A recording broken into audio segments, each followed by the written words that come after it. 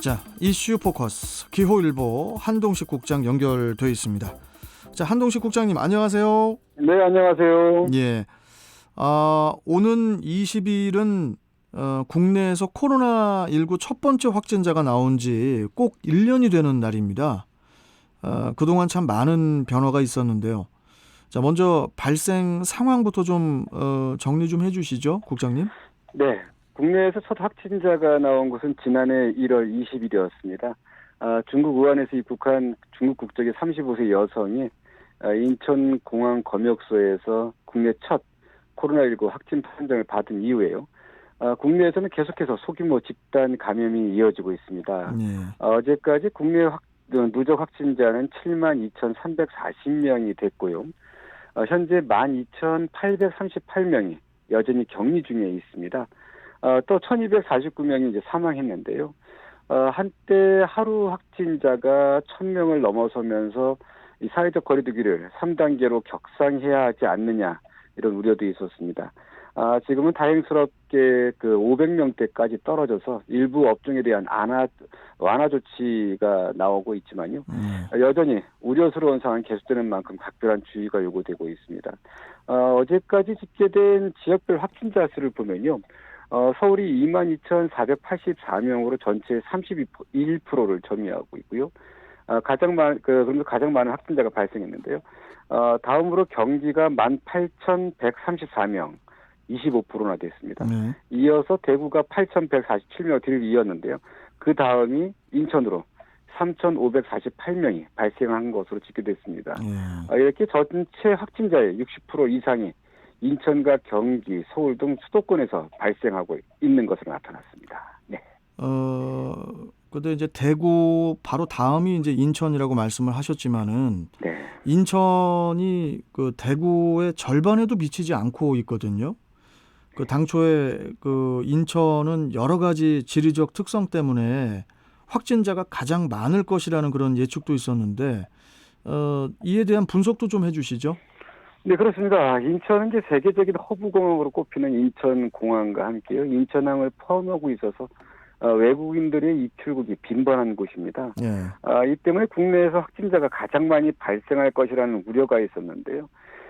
사실 질병관리청이 집계한 3,548명, 이 부분도 적은 숫자는 아닙니다. 그럼에도 그 나름 대처를 잘했다는 이런 평가를 받고 있는 게 이제 그러한 이유 때문인데요. 예. 인천의 그 10개 그 군구별로 코로나19 확진자 발생 추이를 살펴보면요. 가장 많이 발생한 곳은 이제 부평구입니다. 부평구의 코로나19 확진자 수는 이제 808명을 기록하면서 인천에서 가장 많이 발생했는데요. 이는 인천 전체 확진자 비율의 22.8%를 차지합니다. 이어 남동구가 643명, 그리고 서구가 634명을 이렇게 기록하고 있는데 이들 세 개 구의 코로나19 확진자가 인천 지역 전체의 58.8%를 차지하고 있습니다. 반면 강화구는 그 59명, 그리고 동구는 61명 등으로 이제 적은 수가 발생했는데요. 옹진군 좀 주목할 필요가 있는데 옹진군은 1년 동안 단 한 명도 발생하지 않았다는 점에서 상당히 좀 주목되고 있습니다. 네. 아니 근데 어떻게 옹진군이 1년 동안 단 한 명의 확진자도 나오지 않았나요? 어떻게 뭐 비결 같은 게 있었을까요? 네, 옹진군은 오는 20일 코로나19 사태 발생 1년을 앞두고 있지만요. 코로나 확진자가 단 한 명도 발생하지 않은 좀 청정구역으로 일단 얘기되고 있는데 국내에서도 코로나19가 발생하지 않은 기초자치단체는 전국 226개 기초단체 중에 전라남도 장흥군 그리고 인천의 옹진군 단 2곳에 불과하다고 합니다. 전국의 전국 발생률이 61%, 그러니까 이 과반은 한참 저기 되는데요. 수도권에서 이렇게 많이 발생하는 수도권에서 이 단 한 명의 확진자도 없다는 것은 사실상 기적에 가깝다는 이런 평가가 나오고 있는데 특히 옹진군은 이게 완전히 꽉 막혀 있는 데가 아닙니다. 이 섬이 많지만 전 국민의 절반 이상이 거주하는 수도권에 위치했다는 것도 그렇지만요. 그렇죠. 자동차로 쉽게 오고 갈 수 있는 영흥도, 선제도, 이런 섬들, 그렇죠. 이게 대표 인천의 이 옹진군은 상당히 좀 그 관광 명소로 그 유명한 곳인데요. 네. 이런 잠재적인 요소가 있음에도 한 명도 발생하지 않았다는 것. 그리고 이 옹진군의 이 섬에는요, 지난해에만 460만 명의 관광객이 방문했다고 합니다. 이러한 여건에서도 이제 그 한 명의 확진자도 발생하지 않았다는 것. 이게 뭐 어쨌든 주민들 스스로의 최고 수준의 방역 조치, 그리고 그 주민과 이 군의 노력이 이런 그 기적을 만들어냈다고 할 수 있을 것 같은데요. 네. 옹진군은 이제 코로나19 발생 초기부터 인천항 여객 터미널과 선목 터미널 등의 그 열화상 카메라를 설치하고 이 여객선 탑승자 전원을 대상으로 한 발열 체크 이렇게 좀 그 노력을 했고요.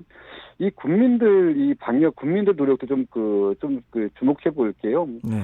일단 아무래도 이 섬 주민들이 많기 때문에 대도시로 이제 자녀들이 많이 유학을 나가 있는데요. 네. 이 자녀들과의 왕래를 상당히 자제했다고 합니다. 그리고 또 외부에 다녀온 주민들은요, 우리가 보통 외국에 지금 현재 상황에서 외국에 갔다 오면은 뭐 한 2주간 이 그렇죠. 자가격리 하지 않습니까? 예. 이 옹진군 주민들도 그 외국에 다녀왔던 것처럼 외부에 갔다 오면 2주간 자가격리에 들어가는 등 이게 자발적인 이런 실천도 했다고 합니다. 이게 확진자 0명의 기적이 뭐 그냥 만들어진 건 아닐 거고 이런 노력들 때문에 가능하지 않았냐. 그러다 보니까 박남춘 시장도 어제 그 옹진군민들의 칭찬을 아끼지 않았는데요. 옹진군이 수도권 유일의 코로나19 청정 지역인 것은 군과 국민 모두 합심한 결과다. 이렇게 해서 격려를 했다고 합니다. 예. 옹진군 앞에 그 호를 하나 붙여야 될 것 같아요. 청정 옹진군. 그렇습니다. 지금도 뭐 청정 지역이죠. 예, 맞습니다. 자, 그리고 다음 소식을 좀 가보겠습니다. 연수구와 남동구 간의 그 오랜 관할권 다툼.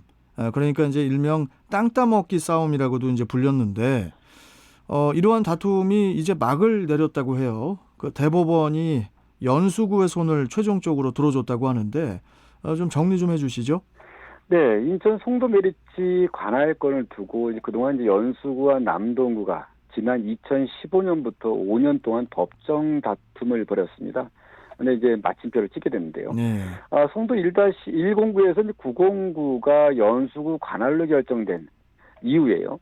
1009 메리지 일부와 11-109 메리지에 대한 이 관할 지자체 자격을 두고선 연수구와 남동구가 그동안 대립했는데 남동구는 이제 국토균형 발전과 세수 격차 등의 근거를 내세웠고요. 그리고 연수구는 공유수면의 매립 목적과 사업 목적의 효과적인 그 달성을 고려해서 연수구 관할이 타당하다고 이렇게 대응했는데 결론은 연수구 승리였습니다. 대법원은 최근 그 송도 11-109 메리지 구간 기속 지자체 결정 취소 소송에서요. 원고인 남동구청장의 그 주장을 기각하고 연수구 손을 들어줬는데 대법원은 그 송도 1109가 통합된 관리 규율이 필요하다고 봤고요. 남동구의 그 해양 진출인로 사용 주장에 대해서는 뚜렷한 자료가 없다는 점을 들어 기각했는데 대법원 이번 판결에 앞서 지난해 연말에도요. 그 남동구가 제기한 송도 1009 일부 매립지에 대한 취소 소송에서도 연수 기속을 결정해서요. 그동안 이제 그 이런 송도 메리지에 대한 그런 다툼 이제 안전히 그 마무리됐고요. 그래서 앞으로 이제 송도 국제도시에서 진행할 첨단 산업 클러스터라든가 그리고 1109 개발 사업 이런 부분에 좀 탄력이 많이 붙을 것 같습니다. 네. 그런데 이제 구와 구의 어떤 싸움이라는 표현을 써야 됩니까? 어떤 이런 법적 분쟁이 5개월도 아니고 5년이나 걸렸네요. 네, 결국 대법원 판결까지 봤는데 시간이 많이 걸렸습니다. 진짜 많이 오래 걸리네요, 이게. 네. 뭐 여하튼 뭐 인천 안에서도 뭐 여러 그 설왕설래가 펼쳐지고 있지만은 그래도 이번 일이 마무리가 돼서 다행입니다.